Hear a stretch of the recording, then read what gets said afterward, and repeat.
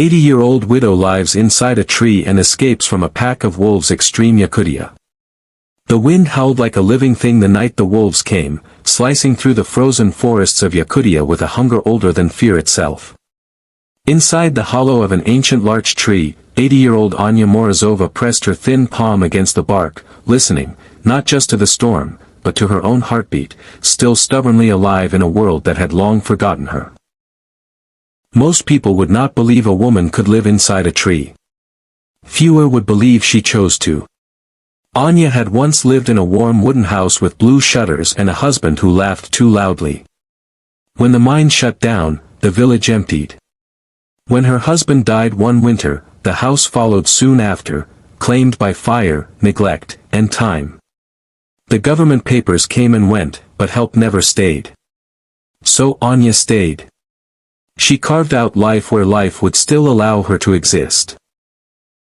The tree had been struck by lightning decades earlier, leaving it hollow but strong.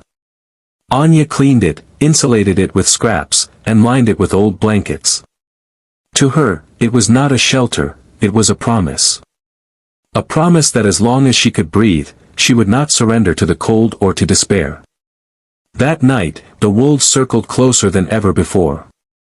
She smelled them before she heard them, wet fur, hunger, winter. Their eyes flashed between the trees like floating embers. Anya had faced many things in her 80 years, famine, war stories, loss, loneliness. But wolves were different.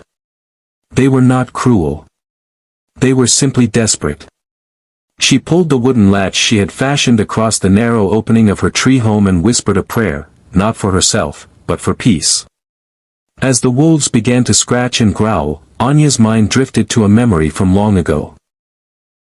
She was a young woman then, newly married, standing in the snow with her husband as they found a half-frozen traveler collapsed near the road. Others had passed by.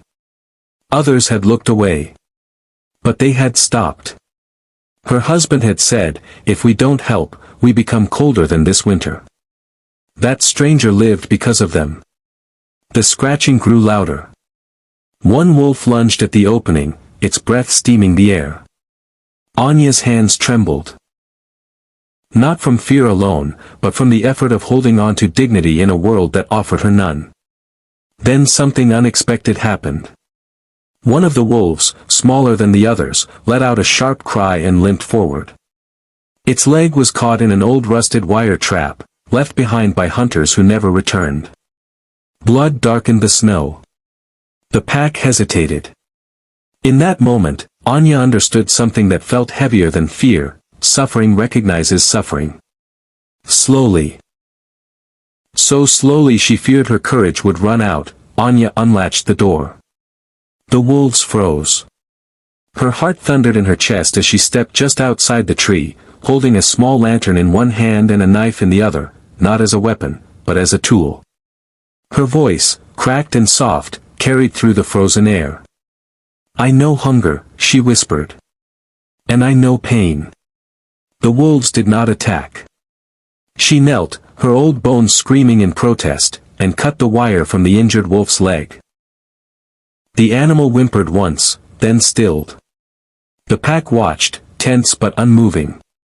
When she stood again, Anya felt something she hadn't felt in years, not safety, not warmth, but purpose. The wolves backed away. One by one, they disappeared into the trees, leaving only silence and the falling snow. By morning, Anya collapsed from exhaustion. She might have died then, alone in the forest, if not for a group of researchers who had been tracking wildlife movements in the region. They followed unusual footprints to the tree and found her unconscious but alive. News of the tree widow spread quickly. An old woman surviving alone in the brutal cold. Wolves sparing her life.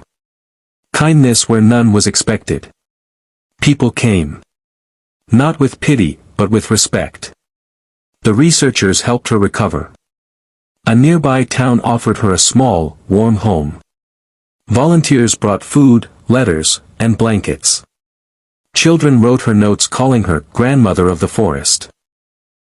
When asked why she had stepped outside to help a wolf instead of hiding, Anya simply said, Because if I had stayed afraid, I would have survived the night, but lost myself.